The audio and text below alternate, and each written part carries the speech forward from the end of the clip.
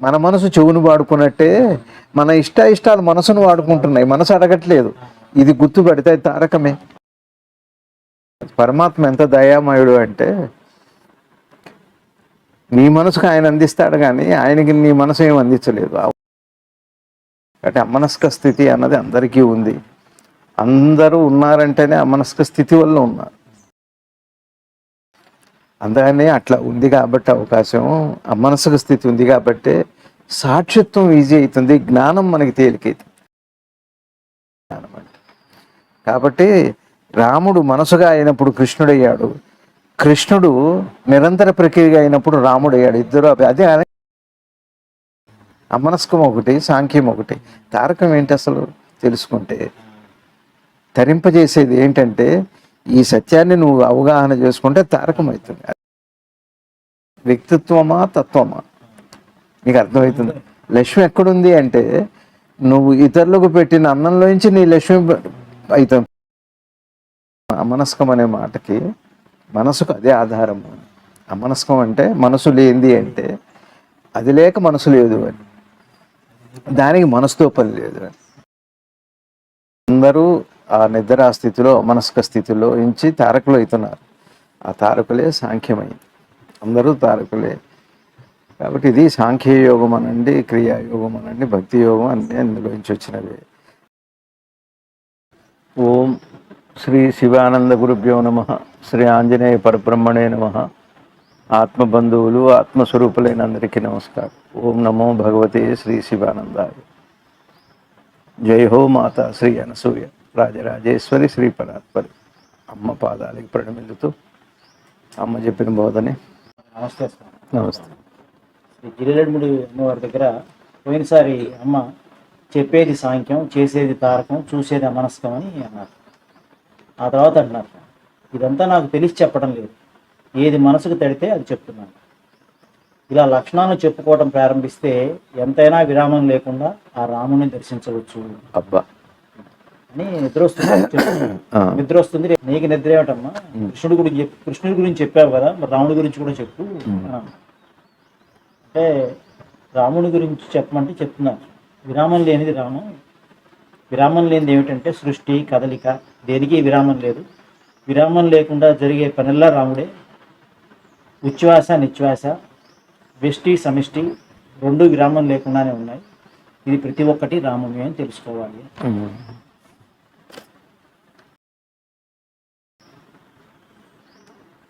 సద్గురుదేవులు అన్నట్టుగా శివానంద భగవానుల వారు అన్నారు, ఆడవాళ్ళల్లో ఈ యుగంలో ఈ సమకాలీనంలో బ్రహ్మజ్ఞాని ఒక బ్రహ్మజ్ఞాని అలా వచ్చారు. కాబట్టి వారి బోధన మనం అర్థం చేసుకుందాం. చిన్నగా విచారణ చేస్తే అర్థమవుతుంది. మొదట ఏమన్నారు,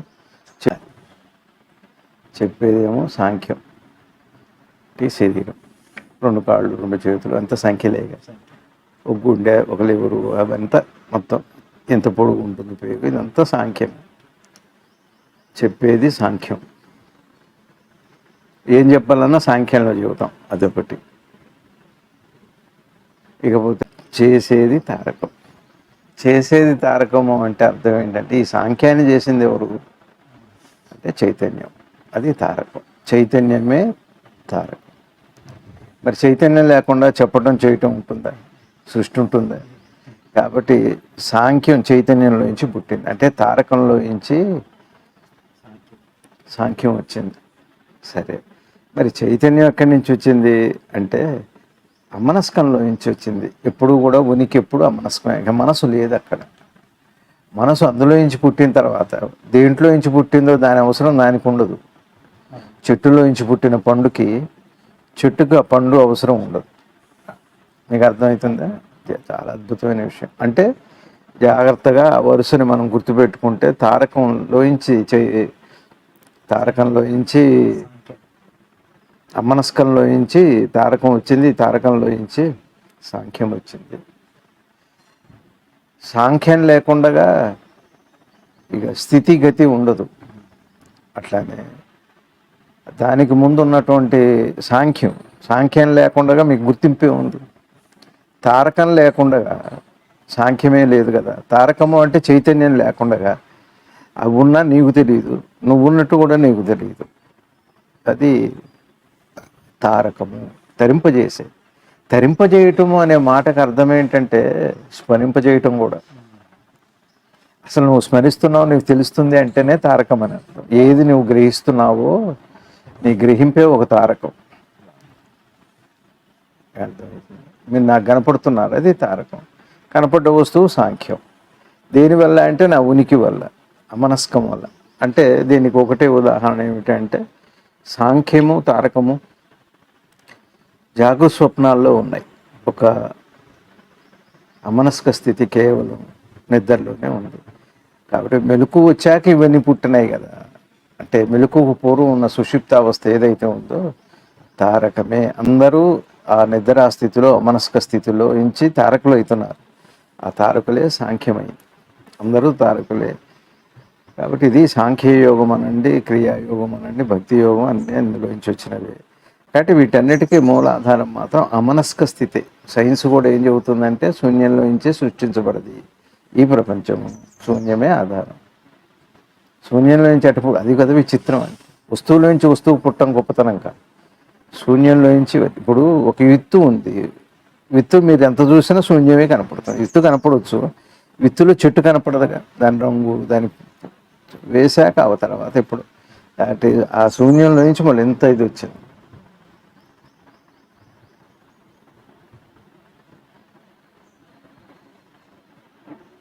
విచిత్రంగా ఒక చెట్టు మొక్క తీసుకుంటే కూడా మీకు టెంక కనపడదు, విత్తు కనపడదు, పండు కనపడదు. విత్తు పండు రెండు కనపడవు.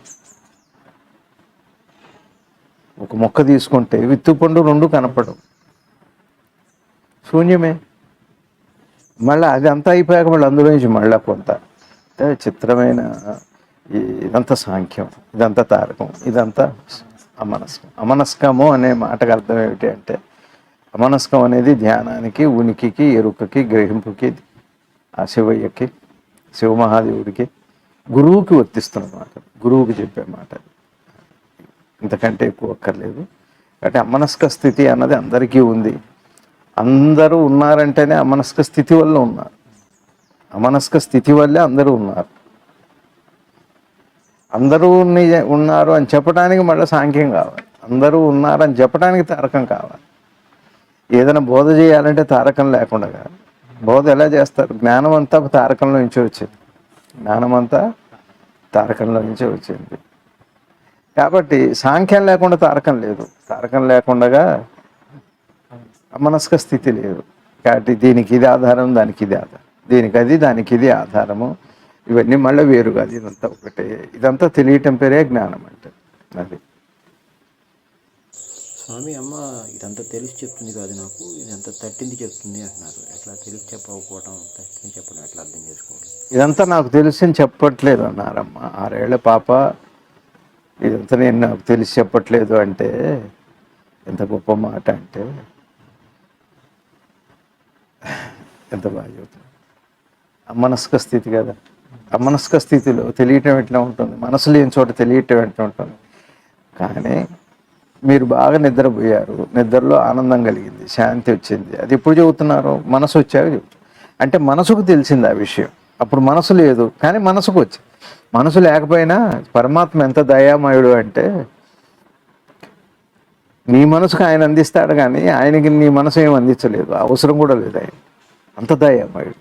నీ మనసుతో ఆయనకి పని లేదు. ఆయన ఒక వైభవము, ఆయన ప్రకాశము, కరుణ, దయ, ఏ దైవీ గుణాలు ఉన్నాయో అవన్నీ మనసుకు అందేవే.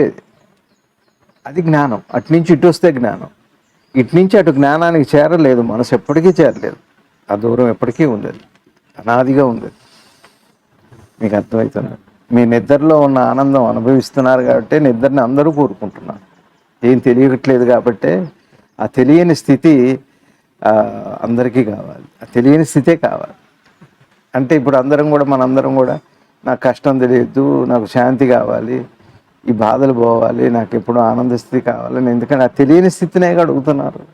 తెలియని స్థితిని తెలుసుకోవాలని, తెలియని స్థితి తెలుసుకోవాలని. అయితే ముందుగా తెలుసుకోవాల్సింది ఏంటంటే తెలియని స్థితిని.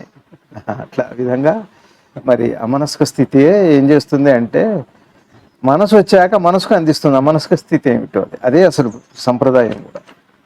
సంప్రదాయం అంతా అలా. కాబట్టి అమ్మ ఎవరు? అమనస్క స్థితి అంటే ఉనికి, సాక్షాత్తు ఉనికి, మహా చైతన్యం. కాబట్టి అది దీనికి అందుతుంది ఆ జ్ఞానం. ఎందుకంటే చైతన్యం శుద్ధి, చైతన్యం ఎప్పుడు శుద్ధి, కానీ మనసు శుద్ధి అయిన వాళ్ళకి, పవిత్రమైన వాళ్ళకి ఇది తెలియబడుతుంది. అందుకని తెలిసింది చెబుతున్నానని ఎప్పుడు అంటారంటే, ఇక అప్పుడు మనోశుద్ధి ఉన్నవాళ్ళకి సద్గురు శివానంద భగవాన్ వారు అంటారు, నేను అయ్యేది చెప్పను, చెప్పింది అవుతుంది అంటారు. నేను అయ్యేది చెప్పను, అది జ్యోతిష్యం. ఇంకా మరే విధానం అది వారు ఏ చెబితే అది అయిపోతుంది. అది ఒక సిద్ధి. అది ఎప్పుడంటే అమనస్క స్థితి, అమనస్క స్థితికి చైతన్యం వశమైన వాడికి, మనసు పవిత్రమైన వాడికి అట్నుంచి జరుగుతుంది ప్రయాణం. మనకేమో ఇట్నుంచి జరుగుతుంటుంది. ఒకటే దృష్టిలో మార్పు. కాబట్టి అమ్మ మనస్క స్థితిలో నుంచి ఆ చైతన్యంలోకి వచ్చి అది మనసుకు అందితే, ఆ మనసు పవిత్రమైన మనసు కదా, ప్రేమతో ఉన్నది మనసు కదా. అక్కడి నుంచి మనకి బోధంతా వస్తుంది సృష్టిలో. అది అందుకనే వినటం ఒక కళ అని శ్రీకృష్ణమూర్తి గారు అన్నట్టు, చూడటం ఒక కళ అని అంటారు. గురువు గారు నాకు మొట్టమొదటి బోధ కూడా అదే, వినటం నేర్చుకోమన్నా. అంటే వినట్లేదు మనం, అక్కడే ఉంది డ్యూటీ అంతా. అట్లా అంటే ముద్రలు లేకుండా వినటం. ఏ ముద్ర అది చెప్పేది వినేటప్పుడు ఇంకేది ఉండకూడదు. నీ తాలూకు అన్ని ఇప్పుడు ఒక రికార్డు మీద ఇంకో రికార్డు చేయలేరుగా. చేస్తే ఏమవుతుంది, రెండు స్పష్టత ఉండదు. రికార్డులో ఏమీ లేకపోతేనే. పూర్వకాలంలో ఫోటోలు ఎన్లార్జ్ చేసేటప్పుడు, డెవలప్ చేసేటప్పుడు ఒక చీకటి గదిలో చేసేవాళ్ళు.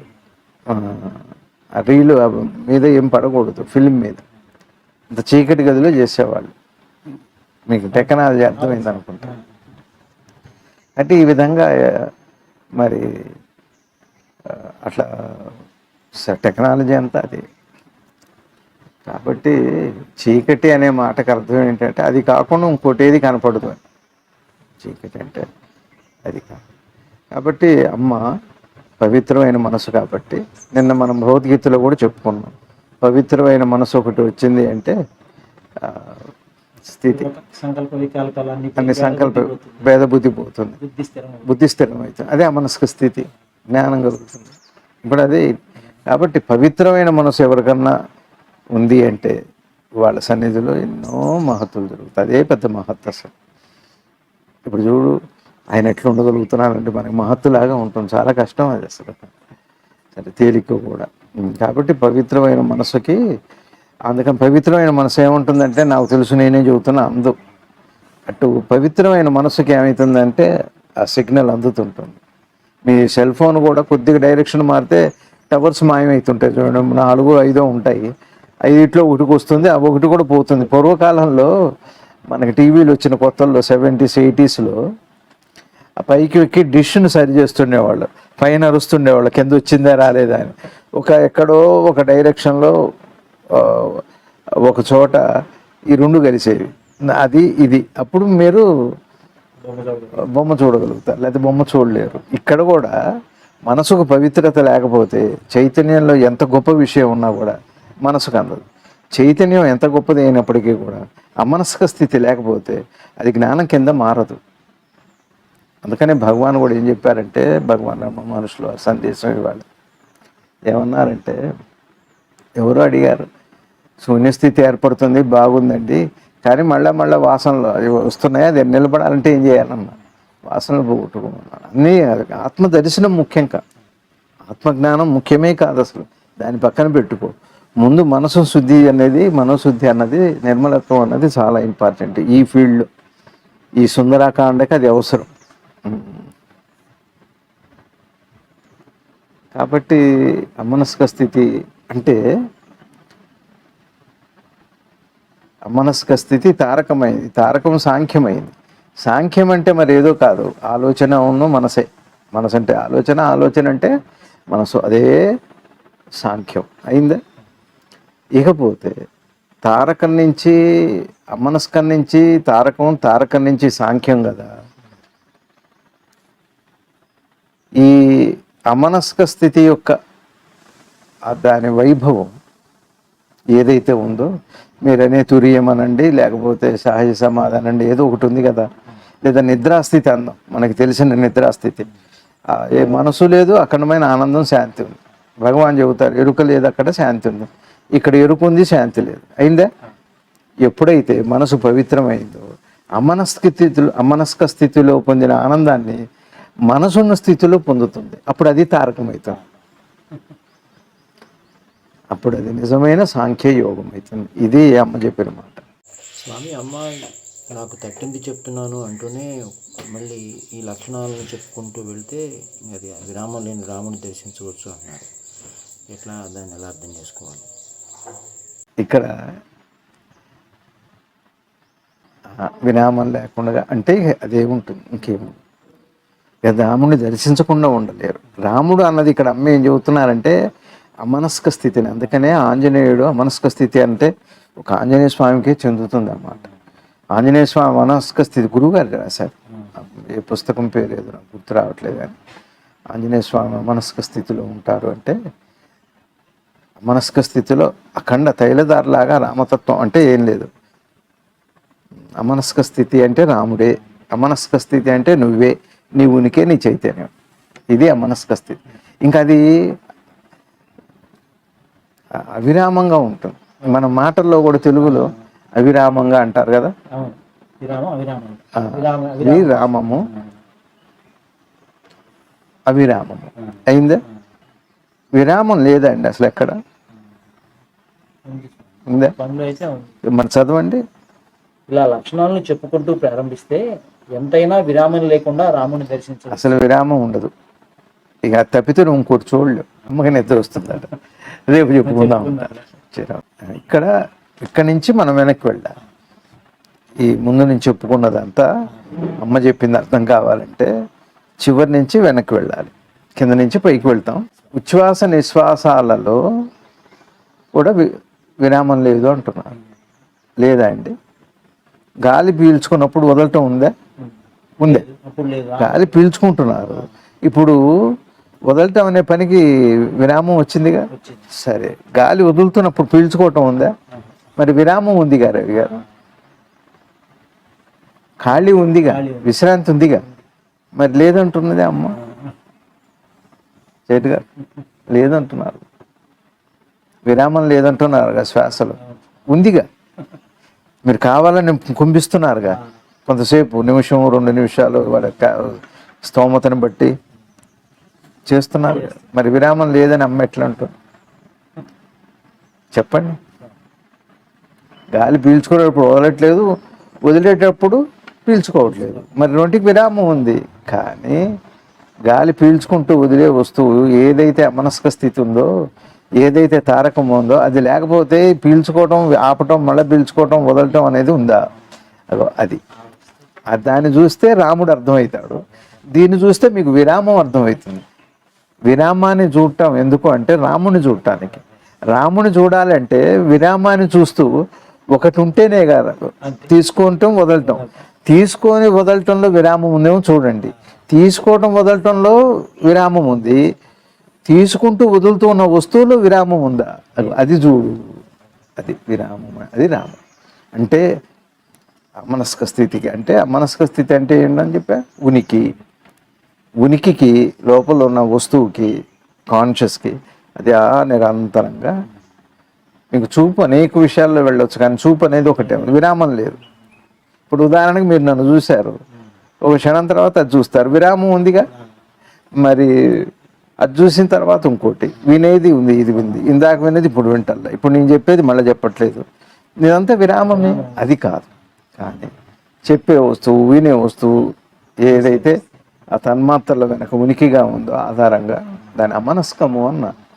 అంటే అమనస్కం అనే మాటకి మనసుకు అదే ఆధారము.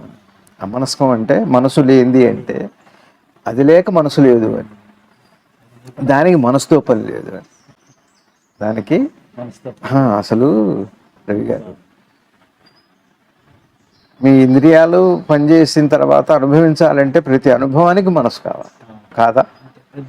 ప్రతి దానికి మనసు ఉండాల్సిందే, ఆలోచన ఉండాలి. మనసు ఆలోచన ఒకటే అయినప్పుడు ప్రతి పనికి మనసు కావాల్సిందే. అయిందా రవి గారు? అయితే మరి మీ కన్ను ఉంది, మీ కన్ను ద్వారా మనసు పనిచేస్తుంది. మీరు కావాల్సింది చూస్తున్నారు, మీ మనసులో ఏం కావాలో దాని వైపే మనసు చూస్తుంది. కన్నుకి ఏమన్నా అవసరమా? కన్ను ఏమన్నా అనుకుంటుందా ఇది చూడాలి అది చూడాలి? అట్లానే అటువైపు నుంచి చూస్తే ఉనికికి ఇంద్రియాలు తన ఇష్టం ఏదన్నా చూసుకొనివ్వండి, తనకు సంబంధం లేదు, తనకు అక్కర్లేదు. అసలు ఒక కన్నుకే నువ్వు చూసే వస్తువుకి అక్కర్లేదు, నువ్వు వినే వస్తువుకి చెవుకు అక్కర్లేదు. నువ్వు ఏమి సంగీతం వింటున్నావా, అది వెస్టర్న్ మన సాంప్రదాయం పాశ్చాత్యమా ఇది సంప్రదాయమా, అది చెవుకేమీ అక్కర్లేదే. అది నీ మనసుకు సంబంధించింది, నీ మనసుకు సంబంధించిన ఇంద్రియాలకు సంబంధించిన కాదు. ఒక జడమైన ఈ ఇంద్రియాలే తటస్థంగా ఉన్నాయి, చైతన్యవంతమైన దానికి ఈ ఇంద్రియాలు ఏం చేస్తే దానికేంటి? ఎందుకు ఈ మాట అన్నారు అంటే మనసుకు స్థితి అంటే దానికి మనసు లేదు అని అంటే దానికి అవసరం లేదు కాబట్టి మీరు ఏం చేసుకో అది మీ ఇష్టం, దాని ఫలం ఏదో దానికి మీకు వస్తుంది. మీరు ఏం చూస్తే మీరు కావాలనుకుంటున్నారో అది మీకు వస్తుంది, రాదు. దానికి మీ మనసుకి వస్తే వస్తుంది, రాకపోతే రాదు. కానీ చూస్తున్న కంటికి ఎట్లా సంబంధం లేదు, ఉన్న ఉనికి కూడా అటు దాంతో సంబంధం లేదు. అందుకని మనసు లేకపోవటం అంటే అర్థం ఏంటి? ఏమోరా నా మనసు పోయింది దాని మీద. మనసు పోవటం అనేది రెండు రకాలు. ఒకటి ఇష్టం లేకపోయినా మనసు పోయిందంటాం, ఒకవేళ దాని వైపు కోరుకున్నా మనసు పోయిందంటాం. రెండు. తెలుగు అద్భుతమైన భాష. తెలుగు నా మనసు పోయింది అంటే దాని మీద పోయి ఉండవచ్చు, ఇప్పుడు నా మనసు పోయిందంటే దాని మీద పోవట్లేదు అని రెండు ఉన్నాయి అందులో. అమనస్కం అంటే అంటే మీకు అర్థమైంది. మీరు ఏం పట్టుకున్నారు చేతికి సంబంధం లేదు, మీ మనసుకు సంబంధం. అట్లానే మీ మనసుకు కూడా ఏం పట్టుకున్నారు అన్నది మీ ఇష్టానికి సంబంధించింది, మనసుకు సంబంధించింది కాదు కదా. మీ ఇష్టానికి సంబంధించింది మనసు. మళ్ళీ మనసు కూడా ఒక చెయ్యి లాంటిదే అయితే మనసుకి ఏం సంబంధం లేదు, ఏం పట్టుకుందా అని. ఏది ఉంటే అది ఉంచుతుంది అంతే, ఏది పట్టుకున్నా అట్లా ఉంటారు అంతే. అయిందా? మనసుకు ఆధారమైన ఉనికి ఇంకెట్లా ఉంటుంది? మనసులో ఏం పెట్టుకుందో దానికి అక్కర. కాబట్టి అమనస్క స్థితి అంటే అయ్యో ఇది పెట్టుకున్నావా, నన్ను చూడొచ్చు కదా, ఎప్పుడన్నా ఎవరికన్నా బోధ వచ్చిందంటే, లేకపోతే ఈ సృష్టి ఎప్పుడూ మారింది.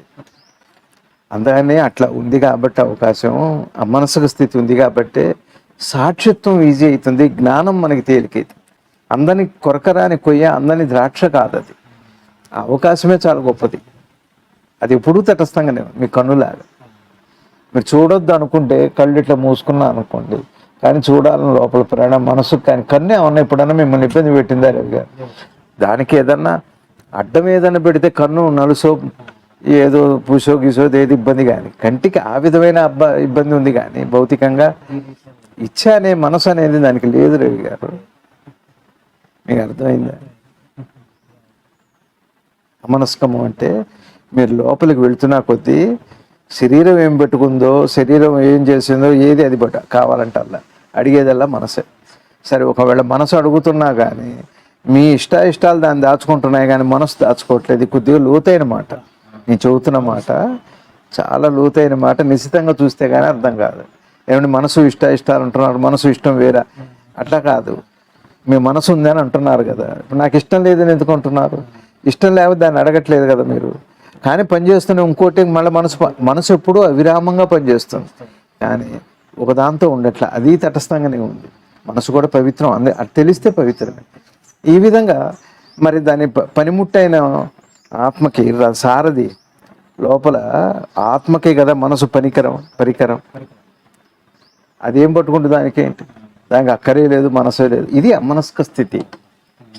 మీకు అర్థమైందా? కాబట్టి అమ్మ చెప్పినట్టుగా ఇదంతా తారకమే.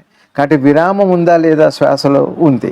సృష్టికి విరామం ఉందా లేదా? పగలు ఉంది, రాత్రి ఉంది.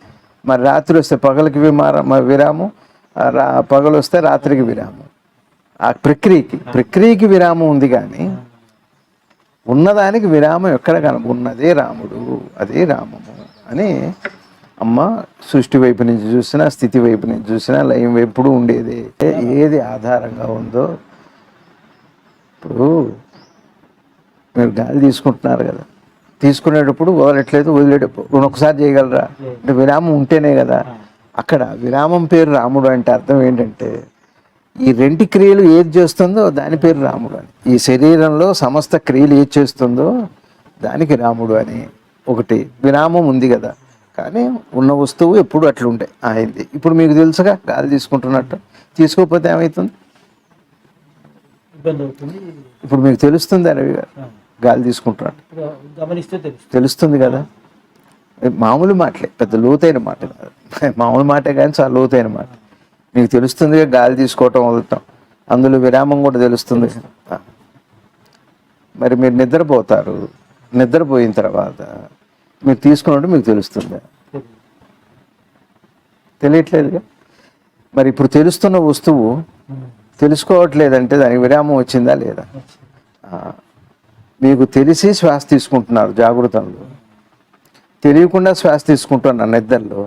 తెలియటం తెలియకపోయినా మీరనే వాళ్ళు ఉండమట్టేగా తీసుకోవటం వదలటం, తీసుకొని వదలటం, వదిలి తీసుకోవటం, తీసుకోవటం అనే ప్రక్రియ, వదలటం అనే ప్రక్రియ నిరంతరం జరిగింది కదా. అదే ఆయుర్దాయం కదా.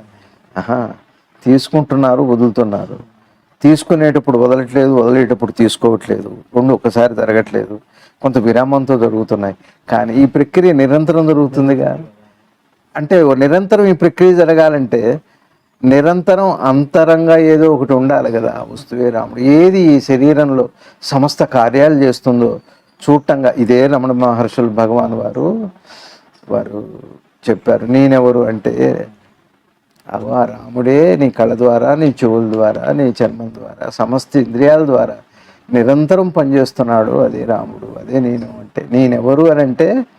నేనెవరు అంటే నిరంతరాయంగా ఏది పనిచేస్తుందో వీటి ద్వారా అనుభవిస్తున్నాను అనుకోవటం వల్ల ప్రాబ్లం. కానీ అనుభవిస్తున్నాను అని ఆపాదిస్తున్నాం కదా.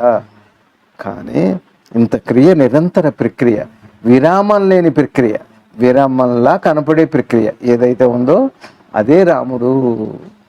ఇటువైపు చూడండి, తారకము అమనస్కము, తారకము సాంఖ్యము. సాంఖ్యమంతా కృష్ణ పరమాత్మే. యువతల చైతన్యం దాటి మనసులోకి వచ్చిన తర్వాత అదంతా కృష్ణుడే, మనసంతా కృష్ణుడే. అందుకనే ఇంద్రియాల్లో మనసు నేను అన్నా. ఇంద్రియాల్లో మనసు నేనని కృష్ణుడు చెప్పారు కదా. ఇంద్రియాల్లో మనసు నేను అని చెప్పేది, మనసు నేను అని చెప్పేది ఎవరు? నేను కదా. నేను మనసు నేను చెప్పేటప్పుడు చెబుతున్నది ఎవరు? నేను కదా. ఆ నేనేమో తారకం అయింది, చెప్పే మనసు ఏమో కృష్ణుడయింది. తారకమేమో అమనస్క స్థితిలో రాముడయ్యాడు, చెబుతున్న మనసేమో కృష్ణుడయ్యాడు. ఇది అభేద స్థితి. ఈ స్థితి ఎరిగిన వాడే ఆంజనేయుడు. అదే ఆంజనేయ తత్వం. అందుకని భక్తి గొప్పది, భక్తుల్లో పరాకాష్ట ఆంజనేయ స్వామి. జ్ఞానినా అగ్రగణ్యం అని అంటే ఈ ప్రక్రియ మొత్తం ఆయన వశంలో ఉంది రవి గారు. అది జ్ఞానం అంటే. కాబట్టి రాముడు మనసుగా అయినప్పుడు కృష్ణుడయ్యాడు, కృష్ణుడు నిరంతర ప్రక్రియ అయినప్పుడు రాముడు అయ్యాడు. ఇద్దరు అదే కనుక దశావతారాలు అట్లా వచ్చినాయి. అదే వస్తువు. విరామం ఉంది రామావతారానికి, కృష్ణావతారానికి. నా దశావతారాల్లో విరామం ఉంది, కానీ అవతరించిన వాడు ఎప్పుడు ఒకడే కాబట్టి విరామం లేదు. అదే రాముడు. మళ్ళీ విరామం వచ్చిన తర్వాత పనితీరు మారుతుంది. మీకు భయం వస్తే బాగా పీల్చుకుంటారు, లేదా ఆపేస్తారు. ఆవేశం వస్తే, భయం వస్తే, సంతోషం వస్తే ప్రక్రియలు మారుతుంటాయి. అంటే అవతారాలు కూడా అట్లాంటివే. మీకు అర్థమవుతుంది. చాలా బాగుంది. అదే ఒకే వస్తువు. రాముడు వేరు, కృష్ణుడు వేరు. అది ఇది కృష్ణుడు గురించి చెప్పమ్మా అంటే సాంఖ్యం చెప్పారు. రాముడు గురించి చెప్పండి అంటే అమనస్క స్థితి అయిన తారకం. అదే తారకము అంటే ఈ తారకం ఏంటది? అమనస్కం ఒకటి, సాంఖ్యం ఒకటి. తారకం ఏంటి అసలు తెలుసుకుంటే? తరింపజేసేది ఏంటంటే ఈ సత్యాన్ని నువ్వు అవగాహన చేసుకుంటే తారకం అవుతుంది. అదే మంత్రం అయింది. మనహ తాత్రాయితే ఇది మంత్రం. మనసుని తరింపజేశారు. గురువుగారు ఒకసారి చెప్పారు, అయ్యే మీరందరూ నన్ను తాత అని పిలవండి, ఏం తప్పు లేదు. గురువుగారు అనండి, పర్లేదు. పనివాడు అనుకోండి, పర్లేదు. యజమాని అనుకోండి, స్వామి అనుకోండి, ఎట్లా పిలిచినా. అసలు త్రాత అంటేనే, త్రాత అంటే తరింపజేసేవాడు అంటే. నేనేమంటారంటే తాత అంటే తారతమ్యం లేనివాడు, ఇంకేం ఉండదు అక్కడికి. చిన్నవాడు పెద్దవాడు అట్లా అమనస్కమే. అయితే ఒక రకంగా రవి గారు నాకు ఇప్పుడు అనిపిస్తుంది, అమ్మ చెబుతుంటే, మన కుటుంబ వ్యవస్థ అంతా కూడా తారకమే. ఎందుకంటే ఆ ప్రేమ స్థితిలో ఆ కుటుంబ వ్యవస్థలో తను పోగొట్టుకుంటున్నాడు రవి గారు. సంబంధాలు సరిగా లేక ఇవాళ మన సాధన కష్టమైంది. కానీ ఏదో కారణం అక్కడ డబ్బు చేరిందో లేకపోతే ఒక స్వార్థం చేరిందో మరి మనసులో ఏం చేరిందో మనకు తెలియదు. కానీ మనసుకి ఈ కుటుంబ వ్యవస్థ ఏమిటంటే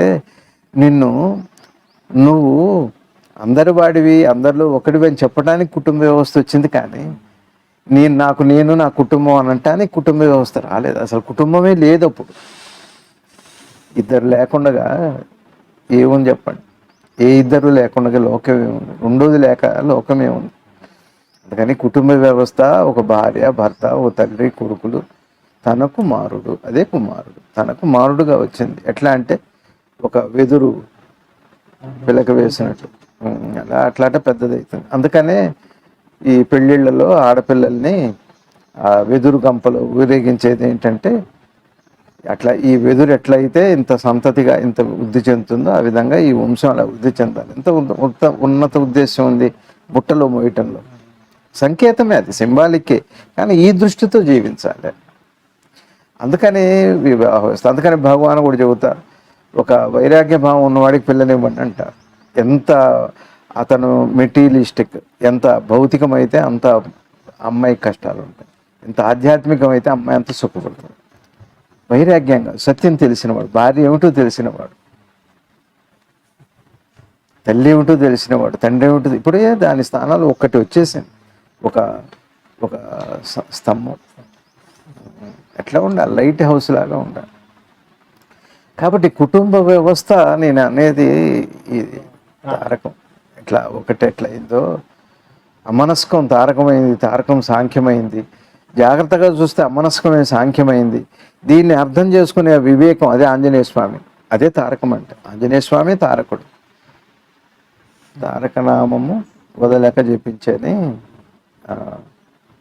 అంత విరామమే రామము, విరామమే రామము. విరామమే అనేది దేని చూపెడుతుంది? విరామాన్ని ఇప్పుడు ఒక క్షణం ఆగితే దాన్ని చూడగలుగుతాం కదా. అందుకని ఆగేది ఎందుకు అంటే విశ్వాసాలు, నిశ్వాసాలు, ఉచ్ఛ్వాసాలు సమస్త సృష్టిలో కూడా కొంత ఒక క్షణం ఆగటం ఎందుకు అంటే ఆగినప్పుడే చూసే అవకాశం ఉంది. అందుకనే శ్వాసను కూడా ఆపేది ఎందుకు అంటే పీల్చేవాడిని చూడటానికి. అన్ని రహస్యాలు ఆగటం ఎందుకు అంటే ఆగింది పట్టుకోమని జిల్లేడు ముండమ్మ చెబుతారు. ఉరుకుతూ పట్టుకోవటం ఎందుకు, ఆగాక పట్టుకోవచ్చు. కానీ నువ్వు ఎందుకు అలుస్తావు? వాళ్ళని అలవనే అంటావు. తప్పక ఇంద్రియాలు అలుస్తాయి. శ్రీ రామకృష్ణ పరమహంస గారు కూడా చెప్పారు, ఎగరిని గద్ద ఎగిరి కిందకొని ఆలోచన పోతే పోయినాయి. అందుకని భక్తి గొప్పది. భక్తి గొప్పది అంటే భక్తి అంటే అర్థం ఏమిటంటే అందులో ఉన్న సీక్రెట్ అర్థం అవుతుంది. నేను సద్గురు శివానంద భగవాన్ వారు చెప్పారు, ఇవన్నీ ఇందులో విషయాలే. భక్తి ఉంది కానీ తత్వాన్ని పట్టుకోవట్లేదు. ఉదాహరణకి నాకు డబ్బులు కావాలని లక్ష్మీ అమ్మవారిని చేస్తారు, పారాయణాలు చేస్తారు, అన్నీ చేస్తారు, బాగానే ఉంటుంది. లక్ష్మి అక్కడ లేదు. అప్పటికే ఎవరో వచ్చి నాకు అంత పట్టివ్వండి అమ్మ, నాకు అంత అన్నం పెట్టండి అంటారు. అది అసలు పట్టించుకోము మనం. తత్వము అంటే అర్థం ఏంటంటే ఏ లక్ష్మిని నేను ఇక్కడ ఆరాధిస్తున్నానో అక్కడ దాకా వ్యాపించిన వస్తువు, అనంతంగా వ్యాపించిన అది. అప్పుడు మీరు అందరిలో చూడగలుగుతారు. తత్వము అంటే ఇక్కడ మనం పూజ చేస్తున్నామో అది అంతటా చూడటము తత్వం. అది నువ్వు కోరుకున్న స్వార్థంతో ఒక చోట చూడటం అది జీవత్వం. జీవత్వము దైవత్వానికి తేడా ఏమిటంటే మీరు పూజ చేస్తూ కూడా వచ్చిన వాడిని దృష్టిలో పెట్టుకుంటే తత్వం వచ్చింది, లేకపోతే అది వ్యక్తిత్వం. అయితే వ్యక్తిత్వమా తత్వమా నీకు అర్థమవుతుంది. లక్ష్మి ఎక్కడుంది అంటే నువ్వు ఇతరులకు పెట్టిన అన్నంలోంచి నీ లక్ష్మి అవుతాం, పూజలో కాదు. పూజ మంచిదే. పూజ ఎందుకంటే దీన్ని గుర్తుపట్టడం. పూజ లక్ష్మీ అమ్మవారి పూజ, సహస్రనామాలో, శివ పూజ, మీరు ఏ పూజ అయినా చెయ్యండి. అది వచ్చినవాడు అదే అని తెలియటానికి పూజ చెయ్యాలి. వచ్చినవాడు అదే అని తెలిసిన తర్వాత నువ్వు చేసిన పూజా ఫలం సిద్ధిస్తుంది. నువ్వు దేన్ని అడుగుతున్నావో అది నువ్వు అడగకుండానే సిద్ధిస్తావు. ఇంకా నువ్వు అడగక్కర్లేదు. నీ బాధ్యత. అందుకని పెద్దలు ఏం చెప్పారు, తమ్ముడిని అడగాలట అన్న, నీకేం కావాలి చెప్పని అడిగింది ఇవ్వాలి. అది అన్న బాధ్యత. ఇక తమ్ముడు బాధ్యత ఏమిటి, నువ్వేమిస్తే అది తీసుకుంటాను.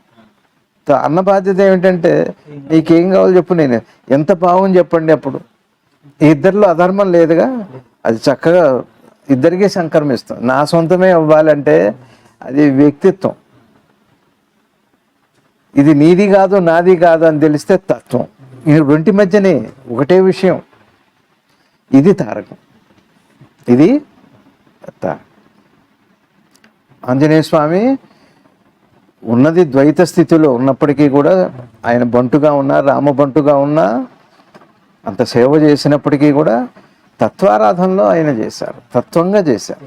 తత్వంగా ఆంజనేయ స్వామి రాముల వారిని తత్వంగానే ఆయన, ఆంజనేయ స్వామిని కూడా రాములు వారు బంటుగా చూడలే, తత్వంగానే చూశారు. అది ఒక విశిష్టత్వం. రామ తారకము. విరామం ఎందుకు వచ్చింది మనకి? విరామం ఎందుకు వచ్చింది అంటే ఆ శూన్యాన్ని చూడటానికి, ఆ శూన్యాన్ని పూర్ణం చేసుకోవటానికి. అది రామతారకం.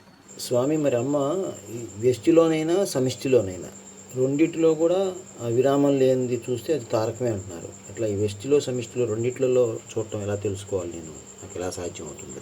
వ్యష్టిలో అయినా సమిష్టిలో అయినా విరామం లేకుంటే ప్రతి ఒక్కటి రాముడే. విరామము అనే అర్థం ఏంటి? ఇంకొక మాట, విరామం అంటే ఏంటి చెప్పండి అర్థం? గ్యాప్ రావడం. గ్యాపే. మా ఇద్దరి మధ్య గ్యాప్ వచ్చింది, భార్యాభర్తల మధ్య ఇంత గ్యాప్ వచ్చింది, దేవుడికి నాకు అంత గ్యాప్ ఉంది, గురువుకి నాకు మధ్య చెప్పలేనంత గ్యాప్ ఉంది. గ్యాప్ అన్నది, విరామం అన్నది ఆలోచనలకు కూడా ఉంది. శ్వాసకే కాదు, సృష్టికే కాదు, స్థితికే కాదు, లయానికే కాదు. అసలు గ్యాప్ అంతా ఎక్కడుంది? ఆలోచనలో. ఒకవేళ గ్యాప్ పోతే, అందుకని అమ్మ ఏమన్నారంటే, కోడల్ని కూడా కూతురులాగా చూసుకోవటమేరా జ్ఞానం అంటే. అక్కడ అది విరామం. విరామం ఏంటంటే నీ ప్రతి ఆలోచనలో కూడా గ్యాప్ లేకపోతే, స్వార్థం లేకపోతే, నేను నాది లేకపోతే రాముని చూడొచ్చు అని. అందుకని మన సంప్రదాయంలో ఈ సుగుణానికి, ప్రవర్తనకు అంత విలువ ఉంది. ఒకటి నాదే నాదే నాది ఉన్న ఒక వైపు చూస్తే నాది ఉండట్లేదు, నేను ఉంటున్నానని చెప్పండి, నా సొంతం చేసుకోండి. అన్నదమ్ములు కావచ్చు, తల్లిదండ్రులు కావచ్చు, ఎంత సంపాదిస్తే ఏముందండి? ఏ దేశం ఎగినా, ఎందుకు ఆలడినా పొగడరా నీ తల్లి. ఎట్లా పొగుడుతారు చెప్పండి నీ తల్లిని, భారతిని, భూమి భారతిని? చెప్పండి. అంటే జై భారత్ మాత, జై భారత్ మాత అని తిరుగుతామా ఆ దేశంలో? ఎక్కడుంటే అక్కడ.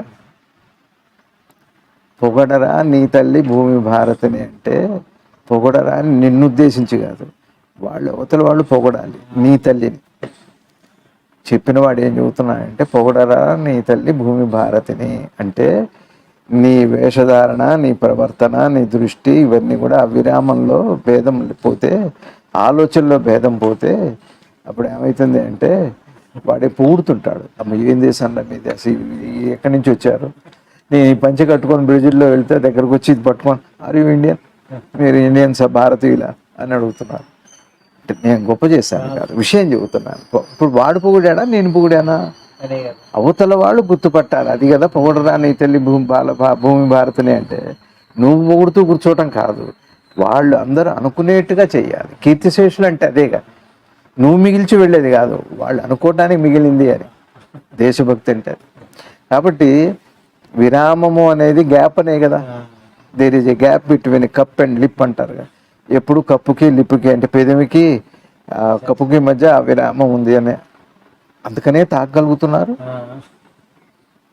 సపోజు పెదవికి మధ్య విరామం లేకపోతే, కప్పుకి పెదవికి మధ్య విరామం లేకపోతే, గొంతుకి నాలుగుకి మధ్య విరామం లేకపోతే మీరు తాగటం అనే ప్రక్రియ ఉందా?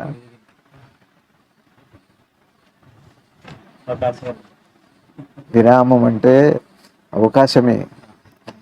ఆలోచన కూడా రాముడు ఎప్పుడైతాడంటే విరామం లేకపోతే, ఆలోచనలో విరామం లేకపోవటం అంటే ఒకటే ఆలోచించటం కాదు, ఆలోచన ఆపగలగటం, ఆలోచనలో పవిత్రత నింపటం, అది రామ దర్శనం. అట్లా కూడా అవుతుంది అని అమ్మ చెబుతున్నారు. నిద్ర వచ్చింది బా అమ్మకి, నిద్ర వచ్చేసింది. నాకు నిద్ర రాదు, దాని తనకా చెబుతాను అందరూ. చిన్నపిల్ల కదా, ఏదొస్తే చెప్పింది, ఇంకా చాలంది. ఆగి ఒక మాటలో చెప్పింది, సాంఖ్యం అంటేనేమో నీ దేహం నీకు కనపడేది అంది, నీ మనసు అంది అమ్మ. తారకం అంటే ఏం లేదు, అమనస్క స్థితి నీ ఉనికి అంది. ఉనికే మనసు అయింది కాబట్టి రాముడు కృష్ణుడు అయ్యాడు. మనసే పవిత్రత చెంది తారకమై సమనస్కమైంది కాబట్టి కృష్ణుడు రాముడయ్యాడు. ఈ రెండు ఇది నిరంతర పరిణామే హనుమంతుడయ్యాడు, అదే ఆంజనేయుడు, అదే ఆంజనేయ స్వామి. ఇద్దరిని కలిపితే విడిపోయి ఆ ప్రక్రియను మొత్తాన్ని ఒక ముద్ద చేస్తే అది ఆంజనేయుడు. ఒకటే మాట. అది ఆలింగనం అంటే. ఆ రాములు వారు ఆంజనేయ స్వామిని ఆలింగనం చేసుకున్నారంటే అది అర్థం. ఆలింగనము అంటే అర్థం ఏంటంటే ఒకటవటం. విడిపోయినా వాళ్ళు కలిసే ఉన్నారు, కలిసి ఉన్నా వాళ్ళు విడిపోయి ఉన్నారు. అలా ఉచ్ఛ్వాస నిశ్వాసాల్లో విరామం ఉంది. ఉచ్ఛ్వాస నిశ్వాసాలు ఒకటేనా రవి గారు? గాలి వదలటం, గాలి పీల్చుకోవటం ఒకటి కాదు కదా? ఒకటే కాదంటారే. మీరు గాలి వదలమట్టి బతుకుతున్నారు, గాలి పీల్చుకోమట్టి బతుకుతున్నారు. బతకటానికి రెండు అవసరమైనప్పుడు రెండు ఒకటే అని అర్థం ఒక పనికి. ఇంకా దాని పేరు విరామం. ఏ ఒక్కటి అడగకుండా చేస్తుందో, అడక్కపోయినా చేస్తుందో, తెలియకపోయినా చేస్తుందో, తెలిసినా కూడా చేస్తుందో, నీకు తెలిసిందిగా నేను ఆపేస్తాను అందు. అది అద్భుతమైన రాముడు అంటే అడిగినా అడగకపోయినా, నువ్వు నమ్మినా నమ్మకపోయినా, నీకు తెలిసినా నీకు తెలియకపోయినా, నువ్వున్నా నువ్వు లేకపోయినా, ఏది ఉందో, ఎప్పుడు ఉందో, అంతటా ఉందో, అన్నిటికీ కారణమైందో దాని పేరే అమనస్కము, దాని పేరే తారకము, దాన్ని నేను చెబుతున్న సాంఖ్యము, దాన్ని నేను చెప్పగలుగుతున్న తారకము, అలా ఉండి చెప్పగలుగుతున్నాను, అదే అమనస్కము. అమనస్క స్థితిలోనే నేను మాట్లాడుతూ అట్లానే ఉన్నాను. నేనే కాదు, మీరందరూ కూడా. మీరు వింటూ మీ చెవులు ఎట్టున్నాయి? అమనస్కంగానే ఉన్నాయి. అడుగుతున్నాయి, ఇంకా చెప్పమని చెవులు అడగట్లే. మనసు కూడా కొద్దిగా మీరు ఈ చెవు ఎలా ఉందో గుర్తుపెట్టారుగా. చెవు అడిగిందా రవి గారు? మీ చెవు ఎప్పుడన్నా ఇది విని అది విని అడిగిందా? అడిగింది ఎవరు?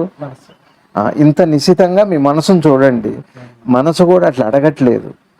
మీ ఇష్టాయిష్టాల చేత మనసు అడుగుతుంది. మనసు కూడా అడగట్లే. అది ఒక చైతన్యమైన ఇంద్రియమే కదా. కర్మేంద్రియము జ్ఞానేంద్రియం కదా. మనసు ఆరో ఇంద్రియం. అది కూడా ఇష్టాయిష్టాలకు ఉపయోగపడుతూ వాడుకుంటుందే తప్పితే అది వాడుతుంది ఈ మనసుని. మన మనసు చెవును వాడుకున్నట్టే మన ఇష్టాయిష్టాలు మనసును వాడుకుంటున్నాయి. మనసు అడగట్లేదు. ఇది గుర్తుపడితే అది తారకమే. ఈ విధంగా అమ్మ ఒక అద్భుతమైన జ్ఞాన అవగాహన ఇచ్చి అమ్మ పడుకున్నారు. మనం లేద్దాం. నమస్కారం. శ్రీ శివానంద గురుభ్యో నమః. అమ్మ పాదాలకి జయ హో మాత శ్రీ అనసూయ రాజరాజేశ్వరి శ్రీ పరాత్పరి. భారత్ మాతకు జై.